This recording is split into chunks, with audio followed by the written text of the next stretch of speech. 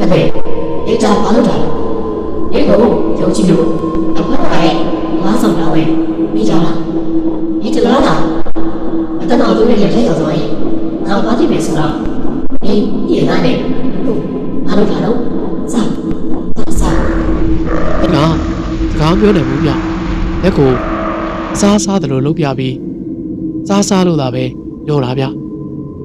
ဒီအခုတော့ကြောင့်ဒီစားရတော့ဒီဒီလိုလို့ရတော့မယ်ရလိုက်တဲ့မပြောပါဗျာစကားဆုံးတာနဲ့ဒီထဲမှာရစ်ကနေရွေးသွားပြီးလဝါကြီးဒီထဲမြောက်တက်သွားတယ်ဗျဘုံဆိုတဲ့တန်ကြီးနဲ့အမေကြီးရဲ့ကြောကုန်းကိုအဖေဝါကသူ့လဝါကြီးနဲ့ဇက်တိုက်ရိုက်ချလိုက်တယ်ဆိုတာကအမေကြီးအချိပစက်ပေါ်တဲ့အတန်ကြီးပေါ့ဗျာ